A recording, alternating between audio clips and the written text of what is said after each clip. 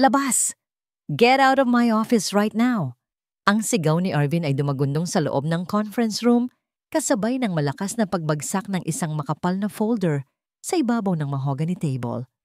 Nanahimik ang buong silid. Walang sino mang nangahas na huminga. Ang mga executive ng kumpanya ay nakayuko. Nanginginig ang mga kamay at hindi makatingin sa mga mata ng kanilang CEO.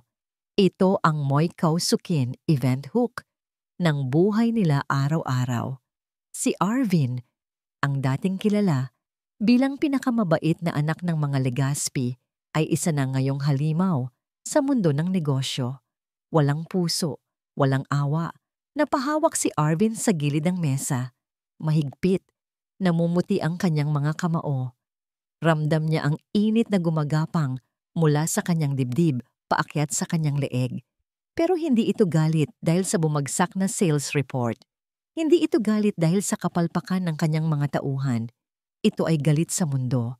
Ito ay ang Moikaw Kamsuk, emotional hook, na 8 taon na niyang dinadala. Sa bawat tagumpay na nakukuha niya, mas lalo lang lumalalim ang butas sa kanyang puso. Ginagawa niya ang lahat ng ito, ang pagiging matapang, ang pagpapayaman, ang pagiging tila bato, para sa 3 batang babaeng naghihintay sa kanya sa bahay. Sina Summer, Shine at Sky. Sila na lang ang dahilan kung bakit siya humihinga. Sila na lang ang natitira matapos silang itapon ng babaeng minahal niya ng higit sa buhay niya. Huminga ng malalim si Arvin. Inayos niya ang kanyang necktie. Pilit ibinabalik ang maskara ng pagiging malamig na CEO. "You have one job," madiing sabi niya. Ang boses ay mababa, pero puno ng banta. Ang hanapan ng investor ang kumpanyang ito bago matapos ang buwan. Kung hindi niyo kaya, mag-impake na kayo. Sir Arvin, nanginginig na tawag ng kanyang sekretarya na si Miss Cruz mula sa may pintuan. Nandito na po ang kinatawan ng Solis Holdings. Tiningnan ni Arvin ang kanyang relo. Late ng 5 minuto. Ayaw niya sa lahat ng late. "Papasukin mo," utos niya. "At siguraduhin mong dala nila ang tseke. Wala akong panahong makipagkwentuhan." Umupo si Arvin sa kanyang kabisera. Inihanda niya ang sarili. Ang Solis Holdings ay isang bagong player sa market. Bigla na lang sumulpot at namili ng malalaking kumpanya sa Asia. Walang nakakakilala sa may-ari nito. Ang sabi-sabi, isa itong matandang bilyonaryo mula sa Europe. Wala siyang pakialam kung sino sila. Ang kailangan niya ay ang pera nila para masigurong hindi magugutom ang mga anak niya at para mapatunayan sa buong mundo na hindi siya nasira noong iniwan siya.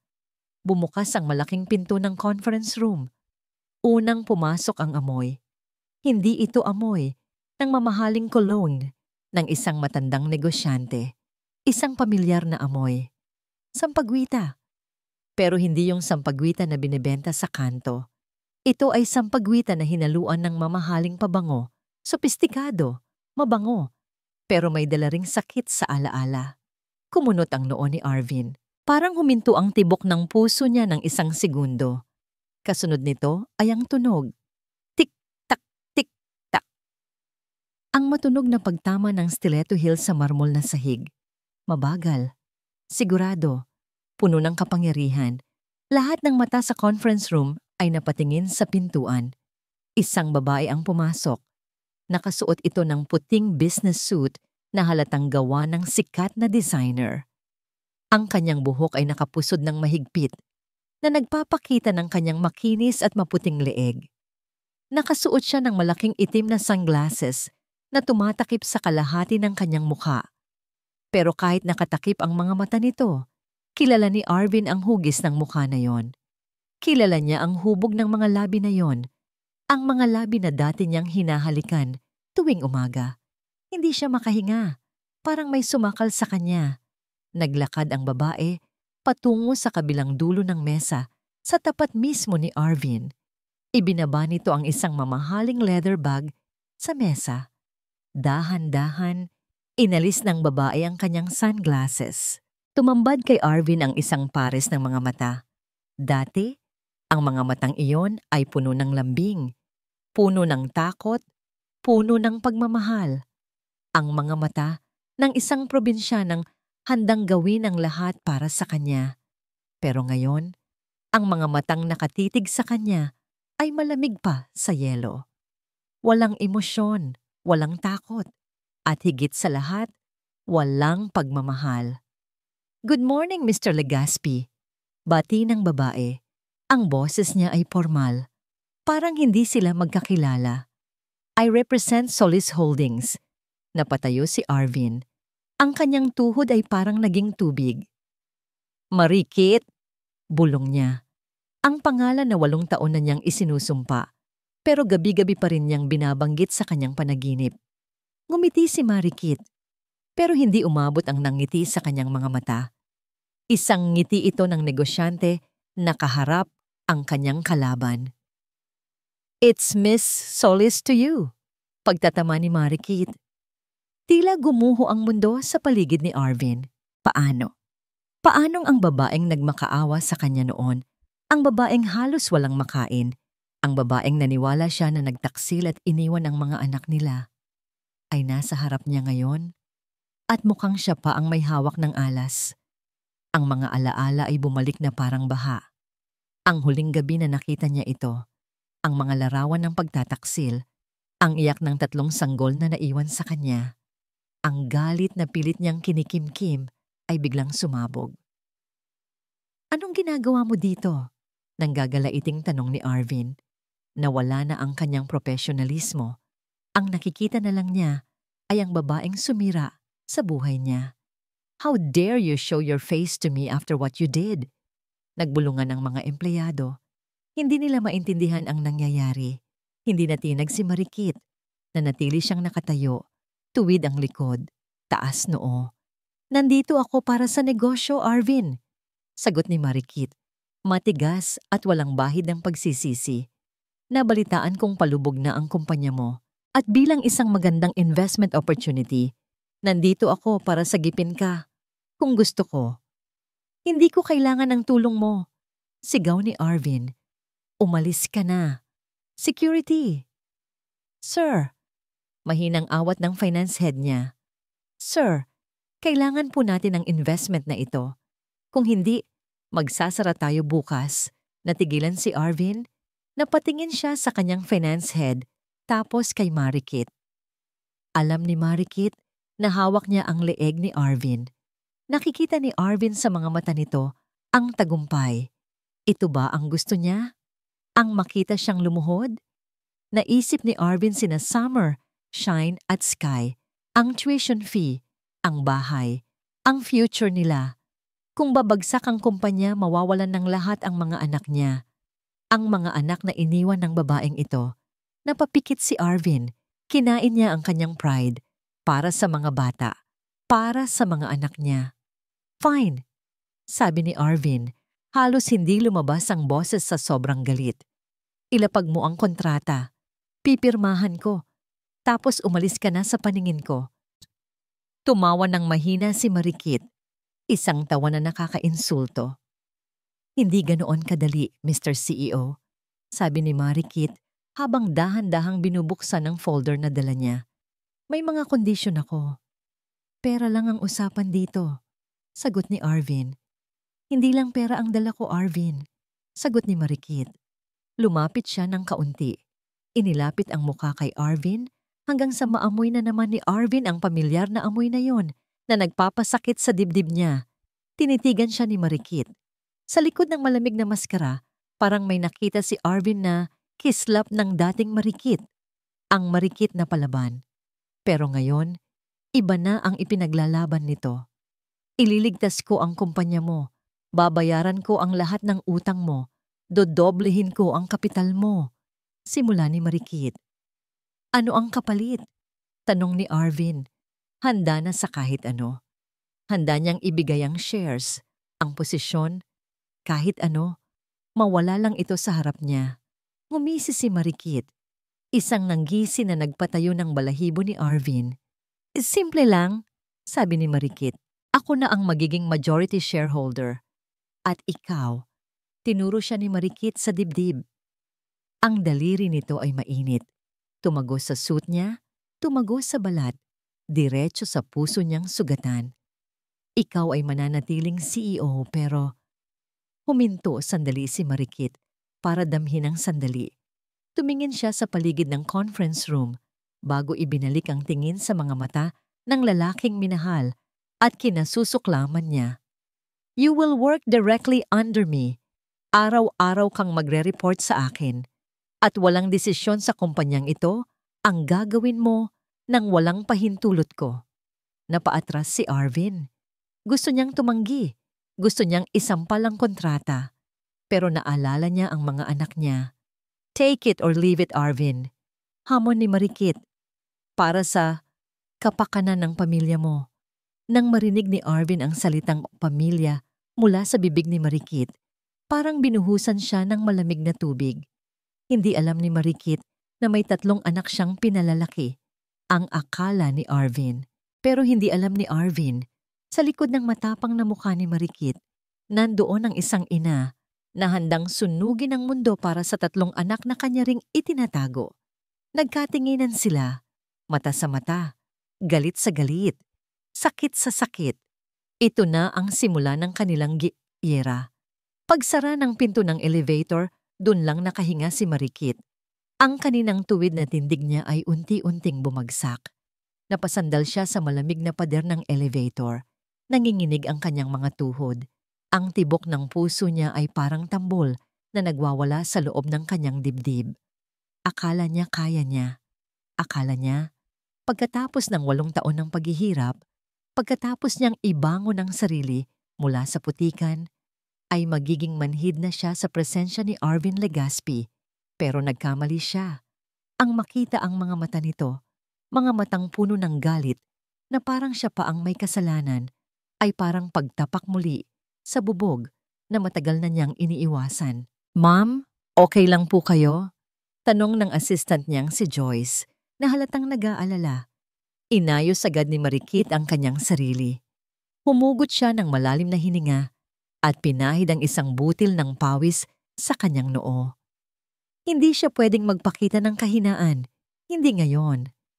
I'm fine, Joyce. Sagot niya, pero basag ang boses niya. Iuwi mo na ako sa hotel. Gusto ko ng pahinga.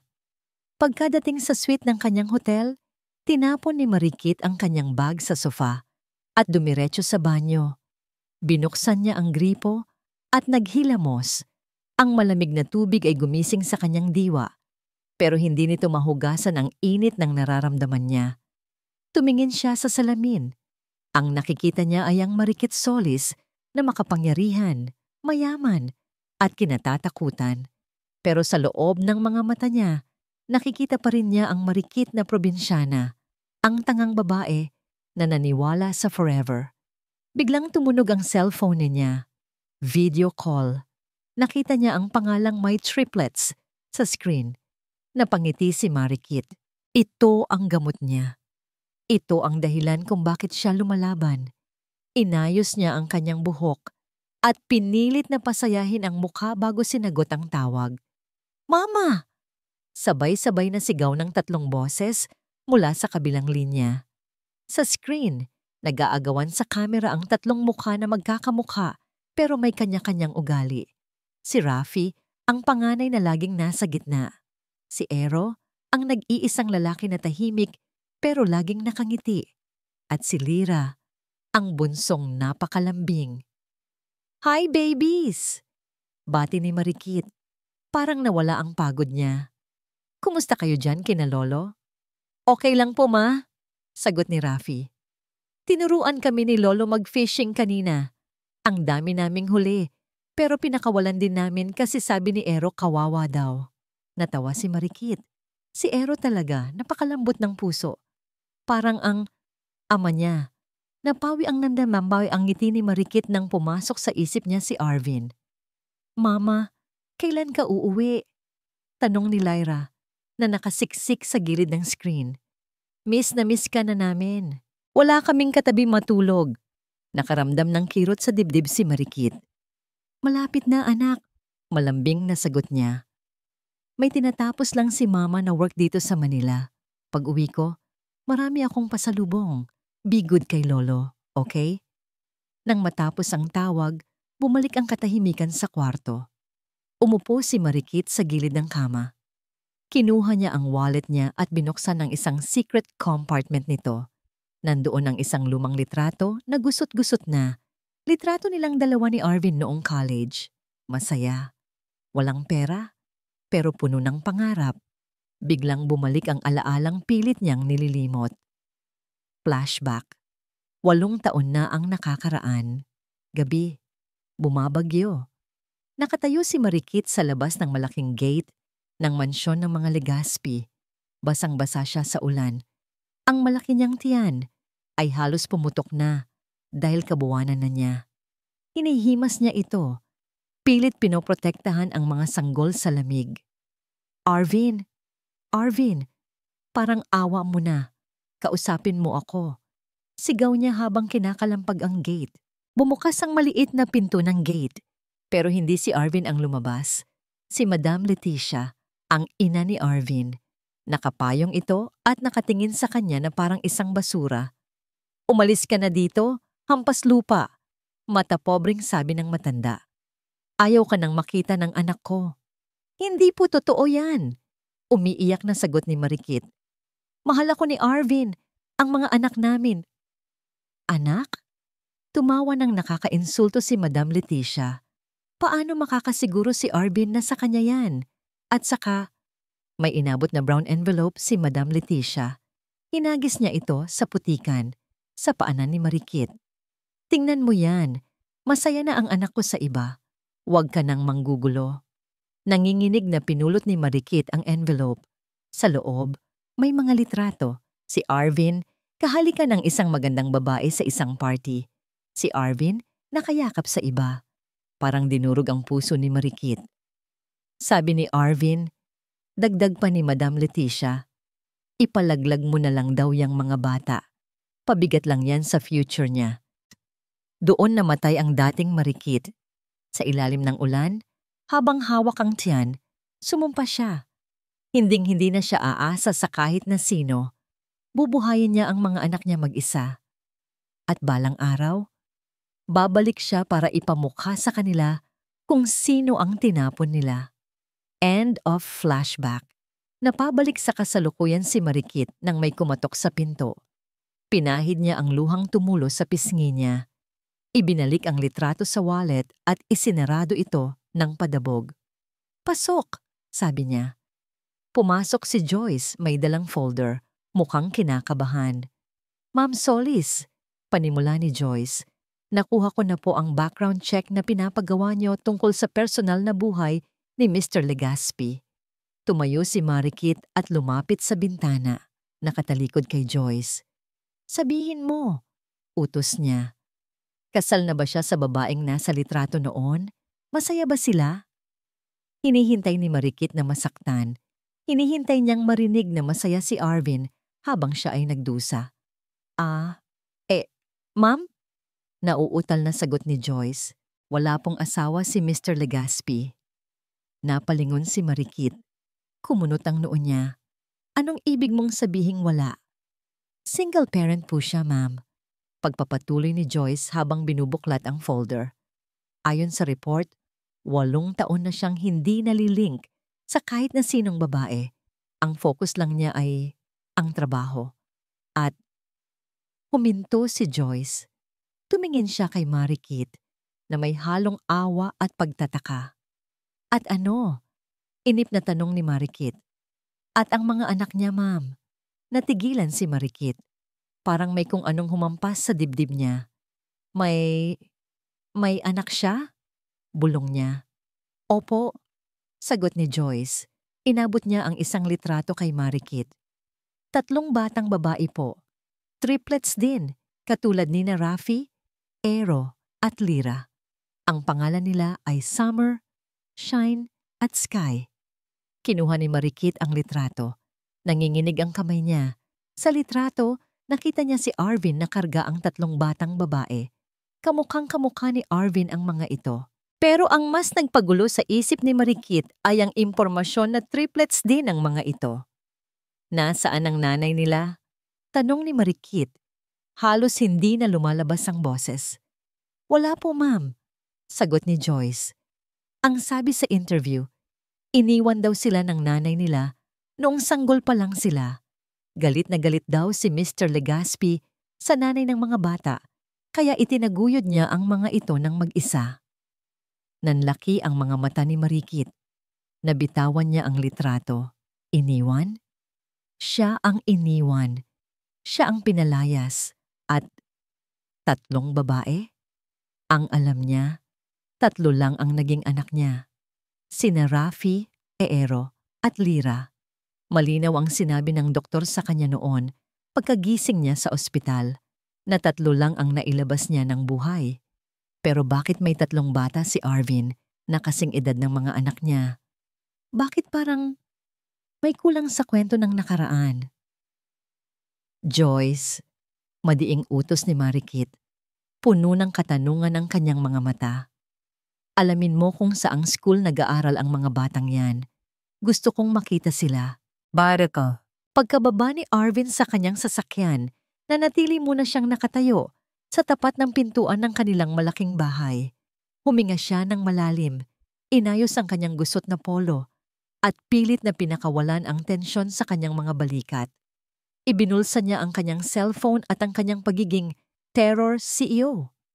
Sa labas ng pinto na ito, siya si Mr. Legaspi, pero sa loob, siya lang dapat si Daddy. Kailangan niyang maging okay. Hindi pwedeng makita ng mga bata ang multo ng nakaraan na bumabagabag sa kanya. Pagpihit niya ng seradura, bumungad agad ang ingay na pinakagusto niyang naririnig sa buong mundo. Daddy! Sabay-sabay na tili ng 3 maliliit na boses. Bumungad agad sa kanya ang 3 munting prinsesa na tumatakbo palapit. Ang tunog ng kanilang mga tawa, ang tanging musika na nakakapagpakalma sa nagwawalang bagyo sa isip ni Arvin. Daddy! Sabay-sabay silang yumakap sa binti ni Arvin. Muntik na siyang mawalan ng balanse, pero sinalo niya ang mga ito ng buong higpit. Lumuhod siya sa sahig, hindi alintana kung marumihan ang kanyang mamahaling slacks, para lang mapantayan ang kanyang mga anak. Hello, my angels! Bati ni Arvin. Hinalikan niya sa noo si Summer, pinisil ang pisngi ni Shine, at inayos ang buhok ni Sky. Did you miss Daddy? Sobra po. Sagot ni Summer, ang pinakabibo sa 3. Daddy, we made a drawing for you. Look! Ipinakita ni Summer ang isang papel. Drawing ito ng isang lalaki na may hawak na 3 maliliit na stick figures. Sa itaas, may nakasulat na Best Dad in the World. Parang tinunaw ang puso ni Arvin. Nawala ang imahe ng malamig na mukha ni Marikit sa isip niya. Ito ang totoo. Ito ang realidad niya. Sapat na sila. It's beautiful, anak. Puri ni Arvin. Ipapaskil ko to sa office ko bukas. Daddy, you look tired. Puna ni Sky, ang pinakatahimik at pinakamatino sa magkakapatid.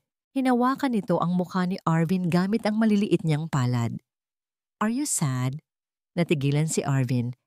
Masyadong matalas ang pakiramdam ni Sky. Parang nakikita nito ang loob niya. Pilit nang ngumiti si Arvin. Hinawakan niya ang kamay ni Sky. Hindi, baby. Pagod lang si Daddy sa work. Pero ngayong nakita ko na kayo, tanggal na ang pagod ko. Daddy, gutom na kami. Singit ni Shine habang hinihimas ang tiyan. Lola said wait daw namin ikaw mag-dinner. Tumayo si Arvin at binuhat si Shine. Okay, let's eat. Anong ulam? Bago pa makasagot ang mga bata, narinig ni Arvin ang tunog ng tungkod na tumatama sa sahig. Tok, tok, tok. Mula sa dining area, lumabas si Madam Leticia. Kahit nasa bahay nakasuot ito ng perlas at maayos ang ayos, tila laging handa sa isang social gathering. Ang ngiti niya ay matamis, pero hindi umaabot sa mata. Nandyan na pala ang daddy niyo, sabi ni Madam Leticia. Sige na mga apo, pumunta na kayo sa yaya niyo sa kusina. Maghugas ng kamay. Kakausapin ko lang sandali ang daddy niyo. Opo, Lola. Sabay-sabay na tumakbo ang tatlo papuntang kusina. Sinundan sila ng tingin ni Arvin, puno ng pagmamahal. Nang mawala na sa paningin ang mga bata, unti-unting nawala ang nangiti sa labi ni Arvin. Hinarap niya ang kanyang ina. Ma, bati niya sabay mano. Nabalitaan ko ang nangyari sa opisina. Bungad agad ni Leticia. Walang paligoy-ligoy. Ang boses niya ay naging seryoso at matalim. Bumalik na pala ang babaeng yon. Napatiimbagang si Arvin. Mabilis talaga ang balita. Investor siya, ma. Wala akong magagawa. Kailangan ng kumpanya ang pera niya. Katwiran ni Arvin. Naglakad siya papunta sa sofa at pabagsak na umupo. Lumapit si Leticia. Umupo ito sa tapat niya at hinawakan ang kanyang kamay. Ang haplos ng ina na akala mo ay nagpapatahan pero may dalang lason. Arvin, anak, nag-aalala lang ako. Malambing na sabi ni Leticia. Kilala ko ang babaeng yan. Desperada. Mukhang pera. Matapos niyang iwan ang mga apo ko sa ospital dahil ayaw niya ng responsibilidad. Ngayong mayaman ka na. Bumalik siya. Mayaman din siya ngayon, ma. Sagot ni Arvin, pero may halong pait. Siya ang may-ari ng Solis Holdings. Nakaw na yaman siguro. Irap ni Leticia. O baka naman galing sa mga lalaking kinarelasyon niya. Hindi mo ba naisip kung bakit siya bumalik? Hindi lang para sa kumpanya mo, Arvin. Tumingin si Arvin sa ina. Anong ibig mong sabihin? Bumuntong hininga si Leticia. Umaarte na parang hirap na hirap ang kalooban. Gusto niyang kunin ang mga bata. Parang kuryenteng dumaloy sa katawan ni Arvin ang takot. Ito ang bangungot niya. Hindi ko hahayaan. Mabilis na sagot ni Arvin. Iniwan niya sila. Wala siyang karapatan. Mautak siya, Arvin. Pananakot pa lalo ni Leticia. Mayaman na siya ngayon. Kaya niyang bayaran ng mga abogado. Kaya niyang baliktarin ang kwento. Sasabihin niya sa korte na ninakaw natin ang mga bata. At kapag nakuha niya sina Summer, Shine at Sky, dadalhin niya ang mga ito sa malayo at hindi mo na sila makikita kailanman. Tumayo si Arvin. Hindi siya makapaniwala. Hindi siya makakapayag. Over my dead body, bulong ni Arvin nang gagalaiti. Ako ang nagpalaki sa kanila. Ako ang nagpupuyat kapag may sakit sila. Ako ang ama at ina nila sa loob ng 8 taon. Tumayo rin si Leticia at hinawakan sa balikat ang anak. Kaya kailangan mong maging matatag, anak. Huwag kang magpapadala sa kanya. Huwag kang maniniwala sa mga luha niya. Lahat yon, palabas lang. Tandaan mo ang ginawa niya sa'yo noon. Tandaan mo ang sakit. Pumikit si Arvin. Sariwa pa rin ang sakit. Ang imahe ng pagtataksil. Ang pag-iwan. Hinding-hindi ko makakalimutan, ma. Sagot ni Arvin. Good, sabi ni Leticia. Protektahan mo ang mga apo ko. Ilayo mo sila sa kanya. Tumingin si Arvin sa direksyon ng kusina. Rinig niya ang tawanan ng mga anak niya. Sila ang buhay niya. Kung kukunin sila ni Marikit, papatay na lang siya. Biglang pumasok ang isang ideya sa isip ni Arvin.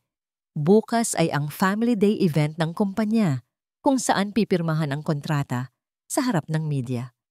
Darating si Marikit. Kung itatago niya ang mga bata, iisipin ni Marikit na takot siya. Iisipin nito na mahina siya. Pero kung dadalhin niya ang mga bata, kung ipapakita niya sa harap ng mukha ni Marikit kung gaano sila kasaya, kung gaano kaganda ang pagpapalaki niya sa mga ito nang wala ang tulong nito, siya ang mananalo. Ipamumukha niya kay Marikit na wala ng espasyo sa buhay nila para sa isang ina na nang iwan. Ma, tawag ni Arvin. Determinado ang boses. Bakit, anak? Ihanda mo ang mga best dress ni na Summer, Shine at Sky para bukas. Kumunot ang noo ni Leticia. Bakit? Saan sila pupunta? Ngumisi si Arvin pero walang saya sa kanyang mga mata. Puno ito ng hamon. Sasama sila sa akin sa office bukas. Ipapakilala ko sila sa bagong partner natin. Gusto niyang makita ni Marikit kung ano ang sinayang nito. Gusto niyang makita ni Marikit na buo sila, kahit wala ito. Hindi alam ni Arvin, sa desisyong ito, binubuksan niya ang pinto para sa isang tadhana na hindi kayang pigilan ni Numan, ang tadhana ng lukso ng dugo. Hindi pwede ang proposal na ito. Ibinagsak ni Arvin ang folder sa gitna ng mahabang mesa. Ang tunog ay umalingaw-ngaw sa apat na sulok ng boardroom. Nakatitig siya ng diretso kay Marikit na nakaupo sa kabilang dulo, kalmado at tila hindi tinatablan ng kanyang galit. At bakit hindi, Mr. Legaspi? Tanong ni Marikit. Nakataas ang isang kilay. Hinagod niya ng tingin ang mga board members na tahimik na nakikiramdam. Ang rebranding na ito ang kailangan ng kumpanya para makabangon. We need to be bold. We need change. Change. Sarkastikong tawa ni Arvin. Tumayo siya at naglakad-lakad sa harap ng projector screen. Ang problema sa'yo, Miss Solis, masyado kang agresibo. Gusto mo palitan ng lahat. Gusto mo iwan ang lumang sistema. Wala kang respeto sa loyalty. Natigilan si Marikit. Alam niya kung saan papunta ito. Hindi na ito tungkol sa marketing strategy. Tungkol ito sa kanila. Itinukod ni Marikit ang kanyang mga siko sa mesa at nagsalita ng madiin. Loyalty? Sa negosyo, Arvin, ang loyalty na walang resulta ay katangahan. Minsan, kailangan mong bitawan ang mga bagay na nagpapabigat sa'yo para makausad ka. Nag-init ang mukha ni Arvin. Ang bawat salita ni Marikit ay parang asin sa sugat niya. Bitawan ang nagpapabigat. Iyon ba ang tingin nito sa kanya at sa mga anak nila noon? Pabigat? So, ganoon lang kadali sa'yo, ano? Hamon ni Arvin. Lumapit siya ng kaunti kay Marikit. Hindi na pinapansin ng ibang tao sa silid. Kapag nahihirapan na, aalis na lang. Kapag hindi na convenient, maghahanap na ng iba. Napasinghap ang mga empleyado. Ramdam nila ang tensyon na parang sasabog na bomba. Tumayo si Marikit. Hindi siya paaapi. Huwag mong ipasa sa akin ang kakitiran ng utak mo, sagot ni Marikit. Nanginginig ang boses sa pinipigil na emosyon. May mga desisyon na kailangang gawin para mabuhay.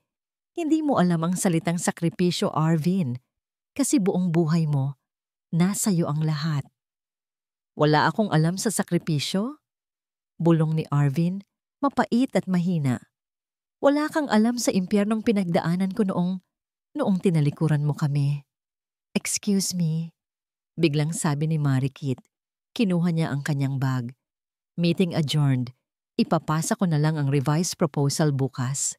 Mabilis na naglakad si Marikit palabas ng boardroom. Hindi niya nakaya. Konti na lang. Tutulo na ang luha niya. Sinundan siya ni Arvin. Hindi pa tayo tapos mag-usap. Naabutan ni Arvin si Marikit sa tapat ng elevator. Sakto namang bumukas ito.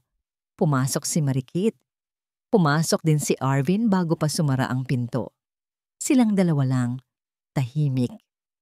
Ang tanging naririnig ay ang hum ng elevator at ang mabibigat nilang paghinga. Nakasandal si Marikit sa pader, nakatingin sa malayo, pilit na iniiwasan ang tingin ni Arvin. Si Arvin naman ay nakatayo malapit sa control panel, nakakuyom ang mga kamao. Amoy na amoy ni Arvin ang pabango ni Marikit. Ito yung amoy na nagpapatulog sa kanya noon. Gusto niyang magalit, pero traidor ang puso niya. Gusto niya itong yakapin. Tiningnan niya si Marikit. Nakita niya ang panginginig ng mga kamay nito na mahigpit na nakahawak sa strap ng bag. Bakit ka pa bumalik? Tanong ni Arvin. Hindi na pasigaw. Mahina na lang, parang batang nagtatanong. Hindi lumingon si Marikit. Dahil trabaho ito. Trabaho lang ba talaga? Tanong ulit ni Arvin. Humakbang siya palapit. Isa, dalawa. Wala ka na bang nararamdaman kahit kaunting pagsisisi? Lumingon si Marikit. Nagtama ang kanilang mga mata. Sa sandaling iyon, walang CEO, walang investor. Sila lang yung dating magkasintahan na nasaktan. Kung alam mo lang ang totoo, Arvin, bulong ni Marikit. Basag ang boses. Kung alam mo lang kung gaano kasakit ang mamatayan ng ting. Bumukas ang pinto ng elevator. Nasa ground floor na sila. Puto lang sasabihin sana ni Marikit tungkol sa inaakala niyang namatay na 3 nilang anak. Agad na inayos ni Marikit ang kanyang postura. Isinuot muli ang maskara ng katatagan. Mauna na ako, Mr. Legaspi. Malamig na paalam niya sabay labas ng elevator nang hindi lumilingon. Naiwan si Arvin sa loob, tulala. Mamatayan? Anong ibig niyang sabihin? Pagkalabas ng building, sumakay agad si Marikit sa kanyang kotse. Doon bumuhos ang luha niya. Ang sakit. Sobrang sakit pa rin. Ang akala niya, galit ang magiging sandata niya. Pero pagmamahal pa rin ang nararamdaman niya sa kabila ng lahat. At ang makita si Arvin na ganito kagalit ay dumudurog sa kanya. Kinuha niya ang cellphone niya. Nanginginig ang kamay na nagdial siya. Hello? Tay? Anak? Bakit ka umiiyak? May nangyari ba? Nag-aalalang boses ng tatay niya mula sa probinsya. Pumikit si Marikit. Kailangan niya ng lakas. Kailangan niya ang mga anak niya. Hindi niya kayang harapin ang giyerang ito nang mag-isa. Kailangan niya sina Rafi, Aero, at Lira para ipaalala sa kanya kung bakit siya lumalaban. Tay! Sabi ni Marikit habang pinapahid ang luha. Pakiimpake na po ang gamit ng mga bata. Ha? Bakit anak? Huminga ng malalim si Marikit. Tumingin siya sa building ng kumpanya ni Arvin na tila isang higanteng halimaw na kakain sa kanya. Dalhin niyo na po sila dito sa Manila bukas na bukas din. Desididong utos ni Marikit. Kailangan ko sila. At panahon na para makilala nila ang syudad na paghaharian nila balang araw. Ibinaba ni Marikit ang telepono. Hindi alam ni Marikit. Sa desisyong ito, pinagtagpo niya ang landas ng 6 na magkakapatid. Ang Team Probinsya ay parating na para harapin ang Team Manila. At ang tadhana ay nakahanda ng magpasabog ng isang malaking revelasyon. Sabado, ang pinakaabalang araw sa Grand Mall of Manila. Ang ingay ng mga tao, ang tunog ng mga video games sa arcade, at ang amoy ng popcorn at pizza ay nagsasama-sama sa hangin. Para sa 3 batang lumaki sa tahimik na probinsya, ang lugar na ito ay parang ibang planeta. Kuya Rafi, dahan-dahan lang. Sigaw ni Aero habang pilit na hinahabol ang kanyang kakambal. Si Rafi, ang panganay sa 3 ni na Marikit, ay parang nakawala sa hawla. Tumatakbo ito papunta sa bawat estante ng laruan. Nanlalaki ang mga mata sa dami ng nakikita. Ang bagal mo naman ay Aero. Sigaw pabalik ni Rafi. Tingnan mo to, robot na nagsasalita. Sa likod nila, naglalakad si Lira, hawak ang kamay ng kanilang lolo Isko. Mahigpit ang hawak ni Lira sa laylayan ng damit ng lolo niya. Medyo natatakot siya sa dami ng tao, pero namamangha rin siya sa naglalakihang ilaw. Lolo, nasaan na po si Mama? Tanong ni Lira sa malambing na boses. Papunta na yon dito, Apo. Sagot ni Lolo Isko habang pinapahid ang pawis. May tinapos lang na meeting. Sabi niya, dito daw tayo magkita sa tapat ng fountain. Oh, ayan na pala ang ice cream na gusto nyo. Binigyan sila ng Lolo Isko ng tig-iisang sorbetes. Tuwang-tuwa ang 3 habang dinidilaan ang chocolate ice cream nila. Dahil sa excitement, nagkaroon ng chocolate stain ang damit ni Lira. Sa kabilang banda naman ng mall, sa parehong floor, naglalakad ang 3 prinsesa ng Manila. Sina Summer, Shine at Sky ay naglalakad ng may poise, suot ang kanilang matching designer dresses. Nakasunod sa kanila ang 2 yaya na bitbit ang mga paper bag ng mga pinamili nila. Yaya, I'm tired. Reklamo ni Shine, ang pinakamaarte sa 3. Can we sit down na? My feet hurt. Konting lakad na lang, baby. Sagot ni Yaya Mel. Sabi ni Daddy, sa fountain daw tayo mag-meet. Ite-treat daw niya kayo ng snacks. I want ice cream. Sabi ni Summer, ang leader ng grupo. Yung chocolate. Ako rin, mahinang sang-ayon ni Sky, na tahimik na nagbabasa ng libro habang naglalakad. Isang skill na siya lang ang may kaya.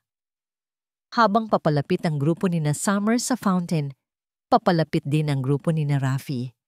Ang fountain sa gitna ng mall ay napakalaki at maraming tao. Nagsisiksikan ng mga pamilya. Rafi! Aero! Huwag kayong lalayo! Sigaw ni Lolo Isko nang biglang tumakbo si Rafi dahil nakakita ng mascot. Dahil sa dami ng tao, hindi napansin ni Rafi ang isang batang babae na papasalubong sa kanya. Bogs! Nagkabunggo sina Rafi at Summer. Aray! Sigaw ni Rafi. Ouch! Tili ni Summer. Natapon ang ice cream ni Rafi sa damit ni Summer. Tingnan mo ang ginawa mo! Galit na sigaw ni Summer habang pinapagpag ang chocolate sa mamahalin niyang damit. This is expensive. Bulag ka ba? Hoy! Ikaw kaya ang harang-harang sa daan. Ganting sagot ni Rafi. Tumayo siya at pinagpag ang shorts niya. Ang arte-arte mo. Para namang natigilan si Rafi, natigilan din si Summer. Nang mag-angat sila ng tingin at magkatitigan, parang huminto ang oras sa buong mall. Nawala ang ingay ng arcade, nawala ang boses ng mga tao. Ang nakikita lang nila ay ang sarili nilang muka. Pareho ang hugis ng mata, pareho ang ilong, pareho ang bibig. Kahit ang pagkunot ng noo nila ay parehong-pareho. Bakit? Bakit kamukha kita? Gulat na tanong ni Rafi. Why do you have my face? Bulong ni Summer, nanlalaki ang mga mata. Lumapit si Aero at Lyra para tingnan kung ano ang nangyari kay Rafi. Lumapit din sina Shine at Sky para tulungan si Summer. At doon, nangyari ang imposibleng eksena. Nagkaharap ang 6 na bata. Si Aero, nakatitig kay Sky. Pareho silang tahimik, parehong may hawak na libro, comics. Si Lyra, nakatitig kay Shine. Pareho silang kikay, pero mas simple ang ayos ni Lyra. At sina Rafi at Summer, parehong nakapamewang, parehong matapang ang mukha. Hala! Tili ni Lyra. Salamin ba to? Hinawakan ni Shine ang mukha ni Lyra. Wait, you look exactly like me. Pero, baduy ang damit mo. Hindi ako baduy. Depensa ni Lyra. Galing to sa probinsya. Probinsya? Tanong ni Sky. We live in Forbes Park. Birthday namin kahapon. Biglang sabi ni Aero na parang nag-analyze ang situation. October 10. Sabay-sabay na napasinghap sina Summer, Shine at Sky. Birthday din namin kahapon. Sagot ni Sky. Nagkatitigan ng 6. Isang kakaibang kaba ang naramdaman nila. Yung kaba na parang alam mong may malaking sikreto ang mundo na ngayon mo lang natuklasan. Kapatid ba namin kayo? Tanong ni Rafi. No way. Sagot ni Summer. 3 lang kami. Sabi ni Daddy, patay na daw ang mami namin. Wala kaming daddy. Sagot naman ni Lyra. Sabi ni Mama, iniwan daw kami ng tatay namin. Biglang nagkaroon ng commotion sa kabilang side ng fountain. May nagsigawan dahil sa isang promo event. Dumagsa ang mga tao at nagkatulakan. Mga bata, nasaan na kayo? Rinig nila ang boses ni Lolo Isko. Summer! Shine! Sky! Rinig din nila ang tili ni Yaya Mel. Nagkagulo. Nataranta ang mga bata. Takbo! Baka pagalitan tayo! Sigaw ni Rafi. Sa pagmamadali at siksikan ng mga tao, nagkahiwa-hiwalay sila ng takbo. Hinila ni Yaya Mel ang kamay ng isang batang babae na nakatalikod. Dito tayo, Summer! Nandyan na ang daddy nyo! Bilis! Pero ang nahila ni Yaya Mel ay hindi si Summer. Nahila niya si Marikits Lyra na may chocolate stain din sa damit dahil sa sarili niyang ice cream kanina. Dahil sa takot at gulat, hindi nakapalag si Lyra at nagpatangay sa Yaya. Sa kabilang banda, hinila ni Lolo Isko ang kamay ng isang batang babae na nakatayo malapit sa kanya. Lyra, apo, halika na! Umuwi na tayo bago pa dumating ang mama mo. Baka magalit yon na ang dumi-dumi niyo. Pero ang nahila ni Lolo Isko ay hindi si Lyra. Nahila niya si Arvin Summer na ngayon ay dumi-dumi din ang damit dahil sa natapong ice cream ni Rafi. Wait, I'm not! Sigaw sana ni Summer. Pero natabunan ang boses niya ng ingay ng mall. At hila na siya ng matanda palabas ng entrance kung saan naghihintay ang van pabalik sa hotel. Naiwan sina Rafi, Aero, Shine at Sky na nagkanya-kanyang takbo pabalik sa mga kasama nila, hindi namamalayan na ang kanilang mga kakambal ay nagkapalit na ng mundo. Ang salamin ng tadhana ay nabasag na at ang totoong gulo ay magsisimula pa lang. Pag-uwi ni Arvin sa mansion, mabigat ang kanyang mga hakbang. Ang ingay ng mall kanina, ang stress sa trabaho, at ang muling pagkikita nila ni Marikit ay parang mga batong nakapatong sa balikat niya. Dumiretso siya sa kwarto ni Summer. Gusto niyang humingi ng tawad dahil hindi niya nasipot ang merienda kanina dahil sa biglaang gulo sa mall. Dahan-dahang binuksan ni Arvin ang pinto.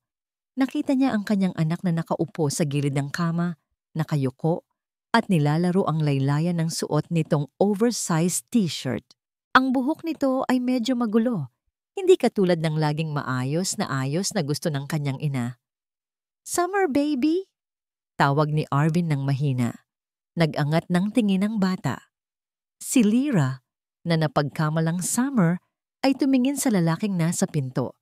Ang lalaking kamukhang-kamukha ng nasa litrato ng nanay niya. Ang lalaking pinangarap niyang makita simula pagkabata. Naramdaman ni Lyra ang panginginig ng kanyang mga labi. Gusto niyang sumigaw, gusto niyang umiyak, pero natatakot siya na baka paalisin siya kapag nalaman nilang hindi siya si Summer. "Summer? Anak?" Tanong ulit ni Arvin. Umupo ito sa tabi niya. "Galit ka ba kay Daddy dahil nawala ako kanina sa mall?" "I'm sorry, okay? Babawi ako bukas." Inasahan ni Arvin na magdadabog si Summer. Inasahan niyang hihingi ito ng bagong laruan bilang kapalit ng abala. Ganoon si Summer. Lumaking spoiled dahil sa lola niya. Pero hindi yun ang ginawa ng batang nasa harap niya. Dahan-dahang gumalaw si Lyra. Yumakap siya ng mahigpit sa bewang ni Arvin.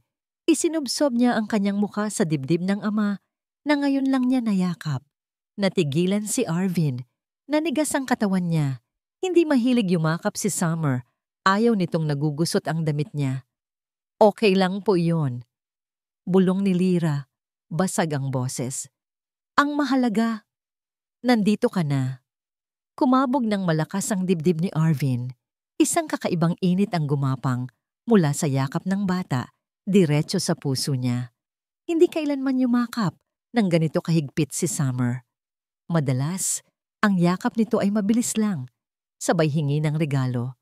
Pero ang yakap na ito, puno ng pangungulila, puno ng pagmamahal na tila ba matagal na nitong kinikimkim. Naramdaman ni Arvin na nabasa ang kanyang polo. Umiiyak ang bata. Hinagod ni Arvin ang likod nito. Dahan-dahan, buong ingat. "Shh! Tahan na, baby!" Bulong ni Arvin. "Nandito na si Daddy. Hindi na ako aalis."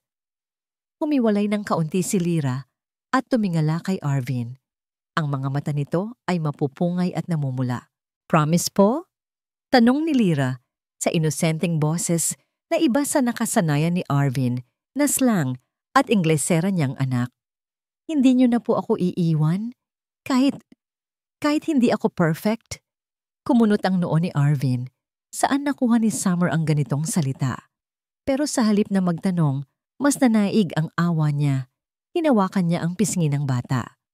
"Anak, kahit kailan hindi kita iiwan," pangako ni Arvin. "Ikaw ang buhay ko. Kayo ng mga kapatid mo." Ngumiti si Lyra. Isang ngingiti na abot hanggang tenga na nagpalabas ng maliliit na dimple sa pisngi nito. Napangiti rin si Arvin. Parang may kung anong magic ang nangyari ngayong gabi. Parang naging buo ang pakiramdam niya. "Matulog ka na, baby," sabi ni Arvin habang inihihihiga ang bata at kinukumutan. "Good night." Pumikit si Lyra. Hawak ng mahigpit ang kamay ni Arvin. "Good night po, Papa." Natigilan si Arvin. Ang buong katawan niya ay parang nakuryente. Ama, walang sino man ang tumawag sa kanya ng ganoon. Sina Summer, Shine at Sky ay laging daddy. Ang salitang papa ay may ibang bigat, may ibang init. Parang narinig niya ito mula sa isang panaginip na matagal na niyang kinalimutan. Tinitigan niya ang natutulog na bata. Baka nananaginip lang ito. Baka narinig sa TV. Pero habang nakatitig siya sa maamong mukha nito, hindi niya maiwasang isipin na may kakaiba sa gabi na ito. Isang kakaibang saya na hindi niya naramdaman sa loob ng 8 taon. Dahan-dahan siyang lumabas ng kwarto, dala-dala ang isang ngiti na hindi niya maintindihan. Samantala, sa isang hotel suite, sa kabilang panig ng syudad, pagpasok ni Marikit sa kanyang kwarto, ang pagod niya ay napalitan ng pananabik. Sa wakas, makakasama na niya ang kanyang mga anak. Pero ang bumungad sa kanya ay ang mukha ng kanyang tatay Isko na puno ng pag-aalala. "Tay, anong problema?" tanong ni Marikit. Nakita niya sina Rafi at Ero na nakaupo sa sofa, tahimik at mukhang napagalitan. At sa gitna nila, nakatayo ang isang batang babae, ang kanyang si Lira, na nakapamewang at galit na galit ang mukha. "Hindi ko gusto dito," sigaw ng bata. "Ang liit ng kwarto. At ang dumi-dumi ng damit ko. Yuck! I want my real room." Kumunot ang noo ni Marikit. Si Lira ba talaga yon? Ang kanyang mahiyain at malambing na bunso? "Lira, anak," tawag ni Marikit. Lumapit siya. Ang batang kaharap niya ay kamukhang kamukha ni Lira. Ang buhok, ang mga mata, ang bibig, pero ang kilos, ang pananalita, ibang-iba. Tiningnan siya ng bata mula ulo hanggang paa. "Who are you? You're not my yaya!" Mataray na sabi ng bata. Natigilan si Marikit. "Anak, si mama to," sabi ni Marikit, medyo natatawa pa sa una. Akala niya nagbibiro lang ang anak, pero hindi ngumiti ang bata. "You're not my mommy. My mommy is dead," sagot nito. Parang sinaksak ang puso ni Marikit. "Tay, anong nangyari?" Baling ni Marikit sa ama. Nanginginig na ang boses. "Pasensya na, anak," sagot ni Lolo Isko. "Nagkagulo sa mall kanina. Baka natakot lang niyang si Lira, kaya nagkakaganyan." Lumuhod si Marikit para mapantayan ang bata. Hinawakan niya ito sa balikat. "Anak, anong nangyayari sa'yo? Halika, yakapin mo si mama." Pero umatras ang bata. Tinabig nito ang kamay ni Marikit. "Don't touch me. I want my daddy." Daddy. Hindi kailanman binanggit ng mga anak niya ang salitang iyon. Biglang may naalala si Marikit. Isang maliit na detalye na siya lang, bilang ina, ang nakakaalam. May maliit na nunal si Lira sa likod ng kanang tenga nito. Isang marka na palagi niyang hinahalikan bago ito matulog. Dahan-dahan, itinaas ni Marikit ang kanyang kamay. Nanginginig. Inangat niya ang buhok ng batang kaharap niya at tiningnan ang likod ng tenga nito. Malinis. Walang nunal. Parang binuhusan ng malamig na yelo si Marikit. Nanlaki ang mga mata niya. Napatayo siya at napaatras. Hindi. Bulong niya habang umiiling-iling ang ulo. "Hindi ikaw si Lira." Tumingin siya sa kanyang ama, tapos kina Rafi at Ero na kapwa naguguluhan din. Ang batang kaharap niya ay hindi ang kanyang anak. Pero kung hindi ito ang kanyang anak, sino ito? At ang mas nakakatakot na tanong, nasaan si Lira? Parang isang bombang sumabog sa loob ng hotel suite ang katotohanan yon. Hindi ikaw si Lira. Napaatras si Marikit. Ang puso niya ay tumitibok ng sobrang bilis na parang gusto nitong kumawala sa kanyang dibdib. Ang hangin sa kanyang baga ay biglang nawala. Ang batang kaharap niya, nakamukhang kamukha ng kanyang bunso, ay hindi niya anak. Ang ibig sabihin lang nito, may isang bata sa labas na kamukhang kamukha rin ng anak niya. Ang report ni Joyce, ang 3 anak na babae ni Arvin, triplets din. Ang lahat ng piraso ng palaisipan ay nagbagsakan sa isip ni Marikit ng sabay-sabay. Ang gulo sa mall, ang pagkakahiwalay, ang pagkalito. "Tay!"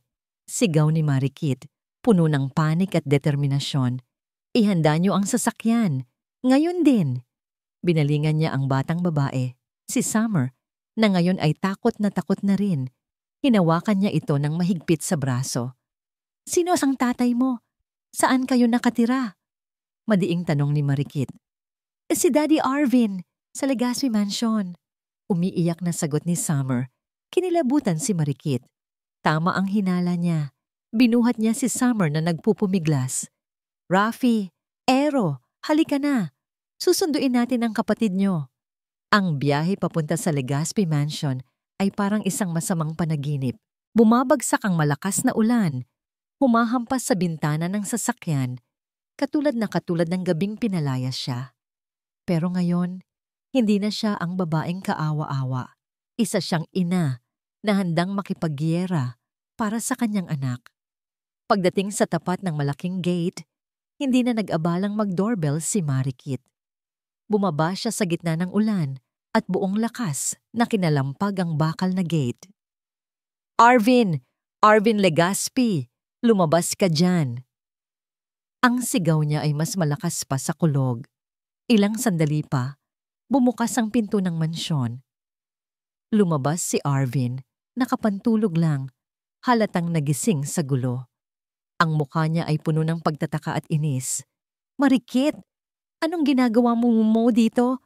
Nababaliw ka na ba? Nasaan ang anak ko? Sigaw pabalik ni Marikit. Basang-basa na pero hindi alintana ang lamig. Ang tanging nararamdaman niya ay ang apoy ng galit ng isang ina. Anong pinagsasabi mo? Binuksan ng security guard ang gate. Mabilis na pumasok si Marikit. Hila-hila niya si Summer na ayaw bumitaw sa kanya. Ito.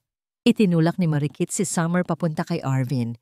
Hindi ko alam kung sino to, pero hindi ito ang anak ko. Ibalik mo sa akin si Lyra. Gulat na gulat si Arvin. Niyakap niya si Summer. Ano ka ba? Si Summer to. Lasing ka ba? Sakto sa pag-uusap nila, may isang maliit na boses na narinig mula sa loob ng bahay. Mama, dahan-dahang lumabas si Lyra mula sa likod ng pinto. Nakasuot ito ng pajamas na halatang malaki para sa kanya. Nang makita niya si Marikit, tumakbo ito palaapit. Mama, sabi ko na babalikan mo ako. Yumakap si Marikit sa kanyang tunay na anak. Mahigpit. Parang ayaw ng pakawalan. Pero nang maghiwalay sila ng yakap, nangyari ang isang eksenang hindi nila malilimutan habang buhay. Nakatayo ngayon sa harap ni Arvin at Marikit ang dalawang bata. Si Lyra at si Summer, magkatabi. Parang 2 taong nakatayo sa harap ng isang perpektong salamin. Walang pinagkaiba. Natulala si Arvin, nanlaki ang mga mata. Inilipat-lipat niya ang tingin mula kay Lyra, papunta kay Summer, pabalik kay Lyra. Hindi maproseso ng utak niya ang nakikita. Natulala rin si Marikit. Kahit alam na niyang may mali, iba pa rin pala kapag nakita na ng 2 mata mo. Dahil sa ingay, bumaba na rin mula sa sasakyan sina Rafi at Ero. Mula naman sa itaas ng hagdan, bumaba sina Shine at Sky na nagising sa sigawan. At doon, sa grand foyer ng Legazpi Mansion, sa ilalim ng nagniningning na chandelier, nagkaharap-harap ang 6 na bata. Si Rafi at Ero, nakatayo sa likod ni Marikit. Si Shiny at Sky, nakatayo sa likod ni Arvin. At sa gitna, sina Lyra at Summer. 6 na muka, iisang hitsura, isang perpektong kopya ng isa't isa. Ang katahimikan ay nakakabingi. Tanging ang tunog lang ng malakas na ulan sa labas ang maririnig. Si Arvin ang unang nakabawi sa pagkabigla. Ang pagkalito sa kanyang mga mata ay napalitan ng isang emosyon na matagal na niyang kinikimkim. Galit, pagsisisi at pagtataksil. Tumingin siya kay Marikit, ang mga mata ay nanlilisik. Bakit? Bulong niya. Nanginginig ang boses. Bakit mo tinago sa akin ang 3 ito? Hinarap siya ni Marikit. Ang mga luha ay nagsisimula nang mamuo sa kanyang mga mata. Ako pa ang tinatanong mo? Sigaw niya pabalik. Magnanakaw ka. Ikaw ang nagnakaw sa mga anak ko. Paano napunta sa'yo ang 3 sa kanila? Naguguluhan ang mga bata. Hindi nila maintindihan kung bakit nag-aaway ang mga magulang na ngayon lang nila nakita ng magkasama. Hindi ko sila ninakaw. Depensa ni Arvin. Iniwan mo sila sa ospital. Ayon kay Mama, ayaw mo sa kanila dahil pabigat lang sila. Sinungaling, ganti ni Marikit. Ang sabi ng doktor, 3 lang ang nabuhay. At ang nanay mo ang nagpalayas sa akin habang naghihingalo ako. Sa gitna ng sigawan at palitan ng akusasyon, isang anino ang lumitaw sa itaas ng hagdanan. Si Madam Leticia. Nakatayo ito, nakaputing bestida, tila isang multo. Ang kaninang postura niyang puno ng awtoridad ay nawala. Ang mukha niya ay putlang-putla, walang kahit isang patak ng dugo. Ang mga mata niya ay puno ng takot habang nakatingin sa 6 na batang nasa ibaba. Ang 6 na sikretong pilit niyang itinago sa loob ng 8 taon. Walang nagsasalita. Lahat ay napatingin sa kanya. Biglang nagsalita si Rafi, ang batang laging tahimik pero mapagmasid. Itinuro niya ang nanginginig na matanda sa itaas ng hagdan. Siya. Bulong ni Rafi, ang boses ay parang galing sa isang malayong alaala. Siya yung matandang babae sa panaginip ko. Napatingin si Marikit kay Rafi. Siya po yung nagagalit kay Mama. Patuloy ng bata. Pinapaalis niya si Mama habang umuulan. Isang malakas na kulog ang yumanig sa buong kabahayan, kasabay ng pagbagsak ng maskara ni Madam Leticia.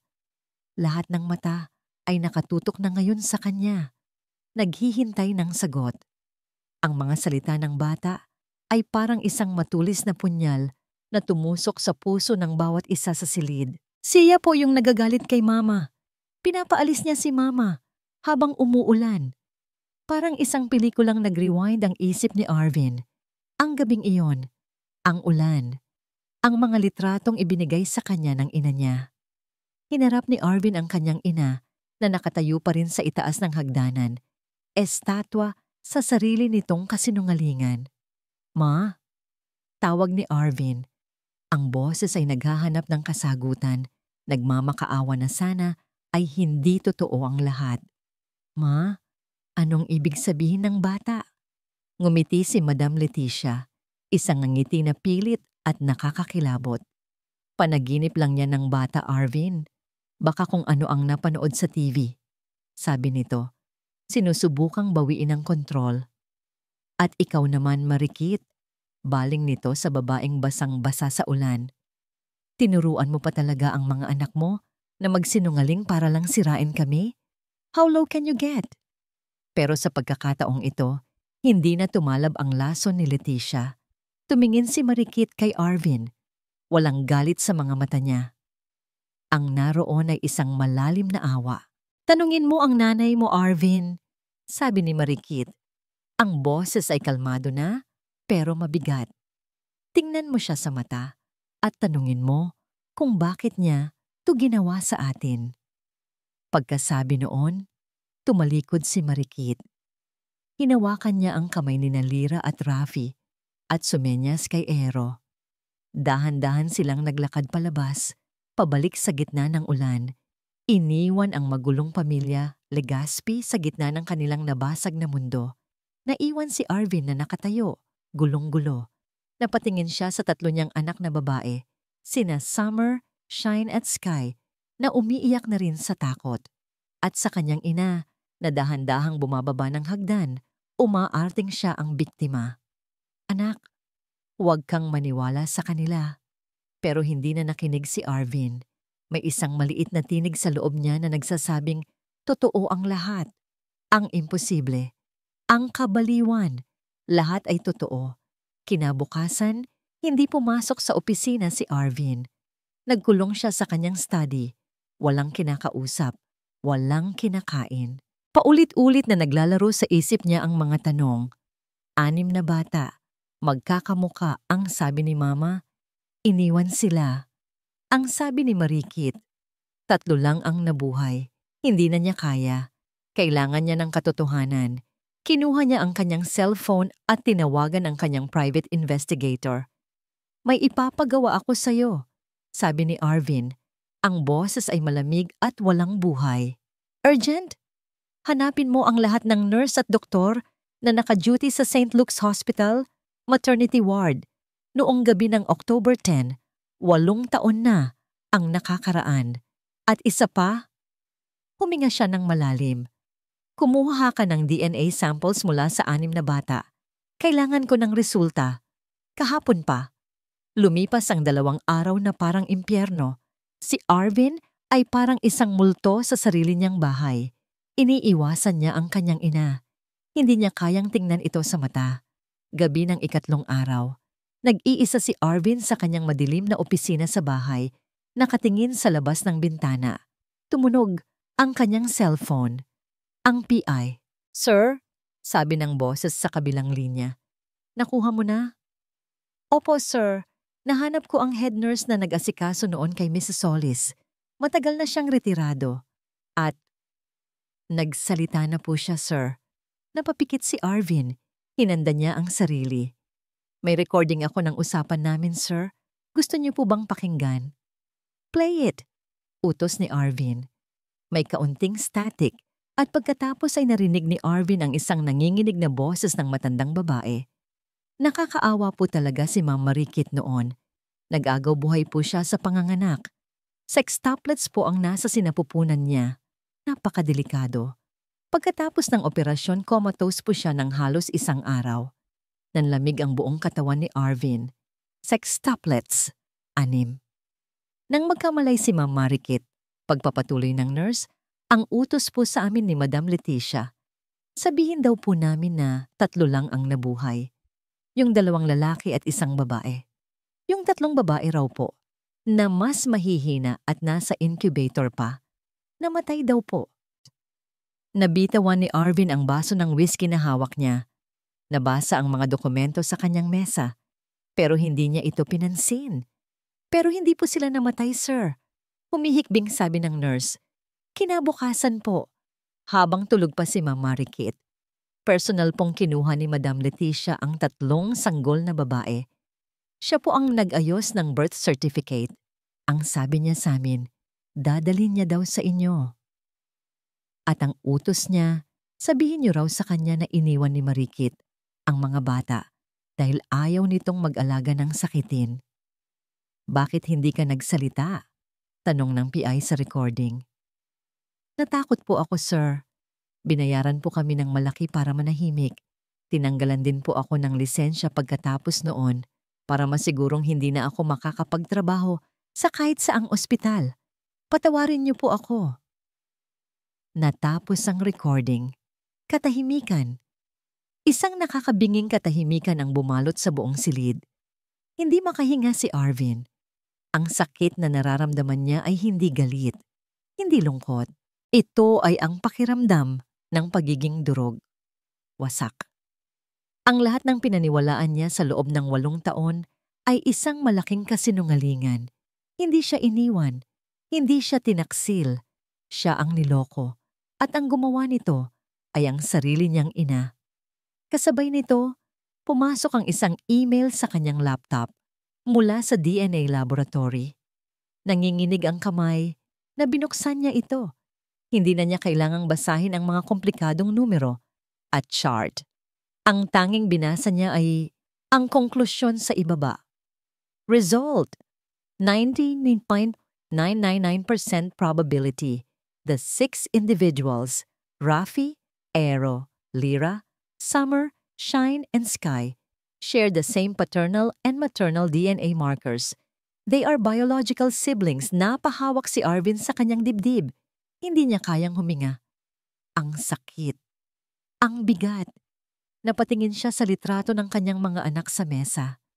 Ang 3 batang babae na buong buhay niyang inakalang simbolo ng pag-iwan sa kanya ni Marikit. Pero ang totoo, sila ay simbolo ng kasakiman at kalupitan ng sarili niyang ina. Ipinagkait sa kanya ang 3 niyang anak. Ipinagkait kay Marikit ang 3 niyang anak. Ipinagkait sa 6 na bata ang karapatang lumaki ng magkakasama. 8 taon ng galit, 8 taon ng pagdurusa, lahat dahil sa isang kasinungalingan. Tumayo si Arvin, nanginginig, nabubuwal. Ngunit bago pa siya makalabas ng silid, isang yaya ang pumasok na sumisigaw, puno ng takot. Sir! Sir Arvin, tulong po. Anong nangyayari? Si Ma'am Sky po. Bigla na lang nahimatay. Dumudugo po ang ilong. Ang mundo ni Arvin ay tuluyan ng gumuho. Ang emergency room ng ospital ay isang magulong entablado ng takot at pag-asa. Nakatayo si Arvin sa isang sulok, parang isang estatwang nababalutan ng yelo. Hindi niya maalis ang tingin sa pintuan ng kwarto kung nasaan si Sky. Ang puting pinto na yon ay parang isang pader na humaharang sa kanya mula sa katotohanan. Ang anak niya ay nasa loob, nag-aagaw buhay, at siya, sa labas, ay unti-unting pinapatay ng sarili niyang pagsisisi. Dumating sina Shine at Summer kasama ang mga yaya, umiiyak at nagtatanong kung ano ang nangyari sa kanilang kapatid. Hindi sila masagot ni Arvin. Paano niya sasabihin na ang sakit ng ulo at pagdurugo ng ilong ni Sky ay sintomas ng isang pambihirang kondisyon sa dugo? Isang kondisyong namana nito sa kanilang ina. Isang kondisyong hindi sana lumala kung nalaman lang nila ng mas maaga. Biglang bumukas ang pinto. Lumabas ang isang doktor. Seryoso ang muka. Mr. Legaspi, sabi ng doktor. Mataas ang lagnat ni Sky. Kailangan natin siyang salinan ng dugo. Ang problema? Type O negative ang dugo niya. Bihira lang ang ganyang blood type. Nag-check na kami sa blood bank pero paubos na ang supply. Parang gumuho ang mundo ni Arvin sa pangalawang pagkakataon. Type A positive siya. Hindi siya pwedeng mag-donate. Doc, gawin niyo ang lahat.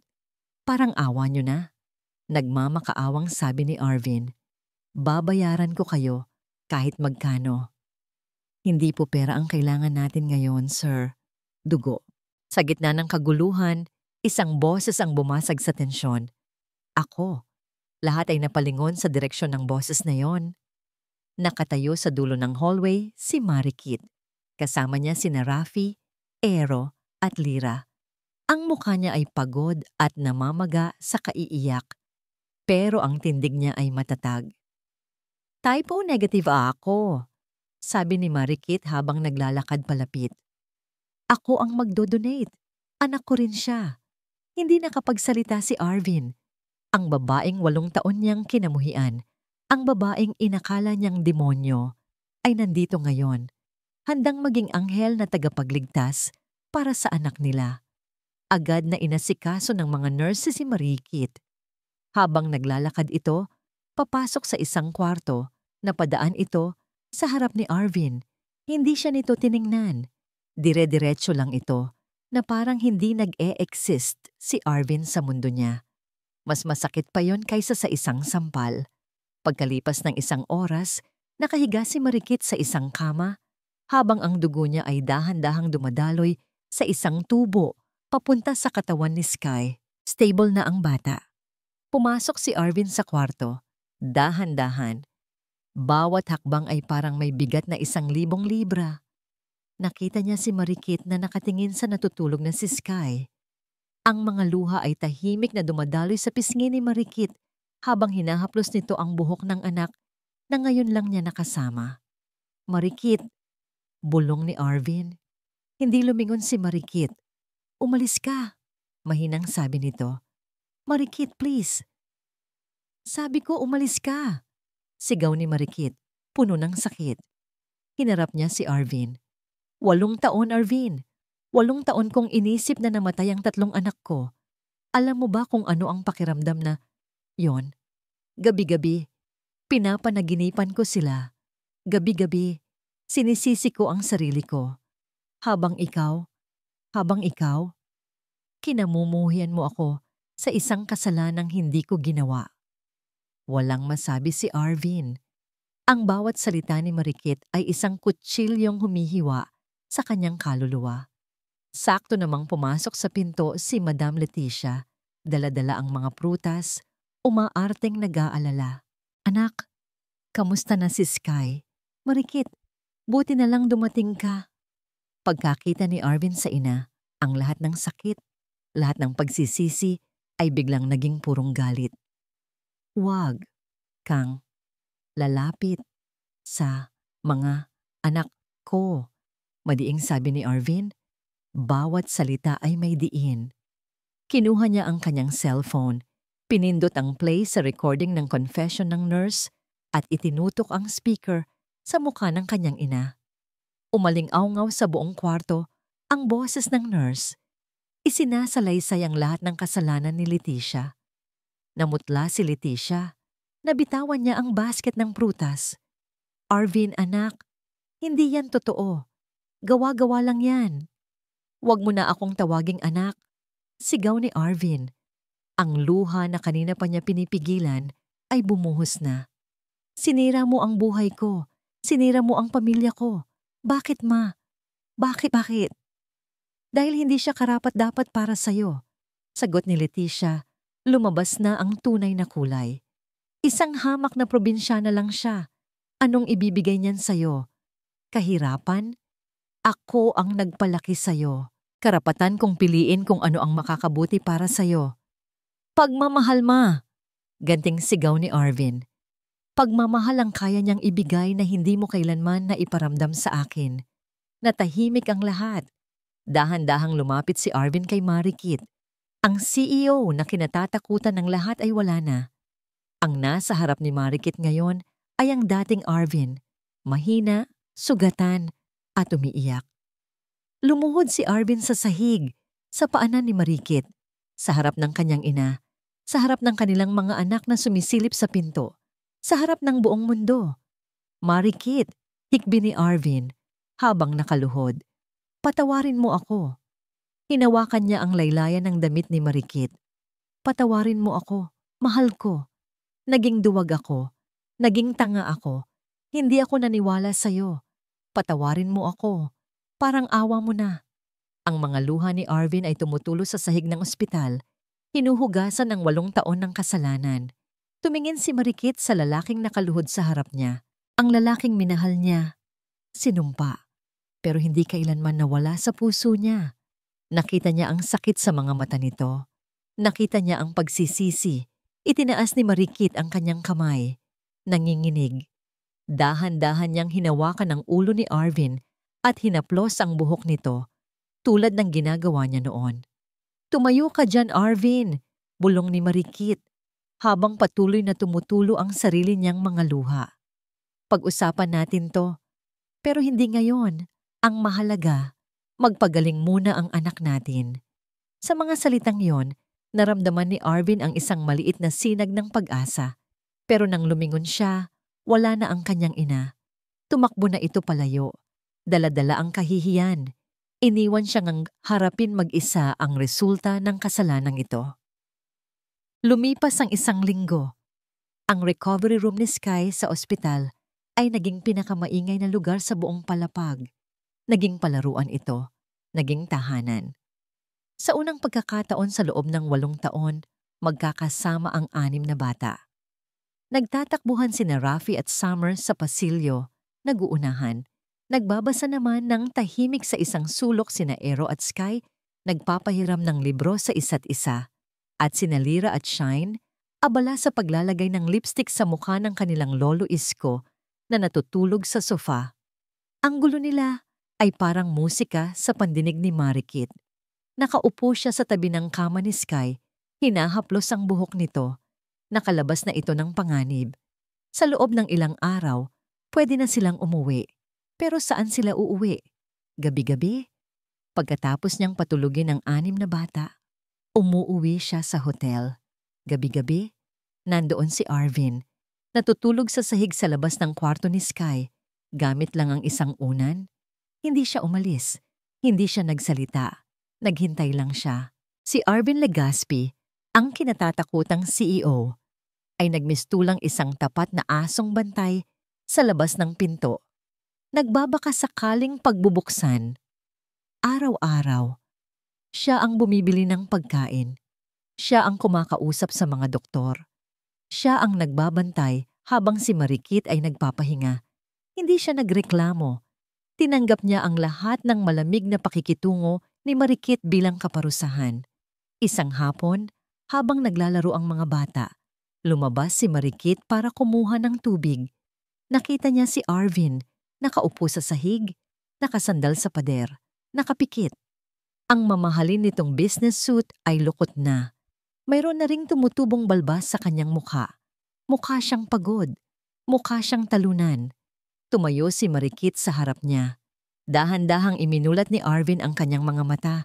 Nang makita niya si Marikit, agad siyang tumayo. "Kailangan mo ba ng tulong?" tanong niya. Hindi sumagot si Marikit. Tinitigan lang niya ito. "Umuwi ka na, Arvin," sabi ni Marikit. "Magpahinga ka. Ako na ang bahala dito." "Hindi," mabilis na ang sagot ni Arvin. "Dito lang ako. Hindi kita iiwan. Hindi ko na kayo iiwan." Huminga ng malalim si Marikit. "Para saan pa, Arvin? Masyado nang masakit ang lahat." Lumapit si Arvin. Isang hakbang lang ang layo nila sa isa't isa. "Alam ko," sabi ni Arvin, basag ang boses. "Alam kong hindi kayang burahin ng kahit anong sorry ang 8 taon na nawala sa atin. Pero, Marikit, handa akong gugulin ang natitirang buhay ko para lang bumawi sa'yo at sa mga bata. Bakit ko pa pagkakatiwalaan ang isang lalaking mas naniwala sa kasinungalingan ng iba kaysa sa pagmamahal ko? Dahil nagbago na ako," sagot ni Arvin. "Ang Arvin na minahal mo noon, namatay noong araw na umalis ka. Ang Arvin na CEO, namatay noong araw na nalaman ko ang totoo. Ang Arvin na nasa harap mo ngayon, isa na lang siyang ama na gustong buuin ang pamilya niya. Hayaan mo akong patunayan yon sa'yo." Hindi umimik si Marikit. Tumalikod ito at naglakad palayo. Kinabukasan, araw na ng paglabas ni Sky sa ospital. Inasikaso ni Marikit ang lahat ng gamit. Nang palabas na sila ng kwarto, nagulat siya nang makitang wala na si Arvin sa labas. Naramdaman niya ang isang pamilyar na kirot. Iniwan na naman ba niya kami? Pagbaba nila sa lobby, naghihintay ang isang malaking van. Bumukas ang pinto nito. Si Arvin. "Sakay na," sabi nito. "Saan tayo pupunta?" tanong ni Marikit. "Uuwi na tayo," sagot ni Arvin. Hindi sa mansion, hindi sa hotel. Dinala sila ni Arvin sa isang bagong bahay. Isang bahay na hindi kalakihan, pero may malawak na hardin. Katamtaman lang, malayo sa syudad. Pagpasok nila sa loob, nakita ni Marikit na may 6 na kwarto. Bawat kwarto ay may pangalan sa pinto. Rafi, Aero, Lyra, Summer, Shine, Sky. "Ibinenta ko na ang mansyon," paliwanag ni Arvin. "Ibinenta ko na rin ang shares ko sa kumpanya. Nag-resign na ako bilang CEO." Nanlaki ang mga mata ni Marikit. "Bakit?" "Dahil wala nang mas importante pa kaysa sa inyo," sabi ni Arvin. "Nagsisimula ako ulit, Marikit. Mula sa simula. At gusto kong kasama kayo." Nagunahan sa pagpasok sa kani-kanilang kwarto ang mga bata. Tuwang-tuwa. Naiwan silang dalawa sa sala. "Hindi ko alam, Arvin," aminado ni Marikit. "Natatakot ako." Hinawakan ni Arvin ang kamay niya. Sa pagkakataong ito, hindi na ito tinabig ni Marikit. "Sabay tayong matakot," sabi ni Arvin. "Pero sabay din tayong maging matapang para sa kanila." Itinuro ni Arvin ang labas sa may hardin. Palubog na ang araw. Ang kulay kahel na sinag nito ay tumatama sa mga mukha ng 6 nilang anak na naghahabulan sa damuhan.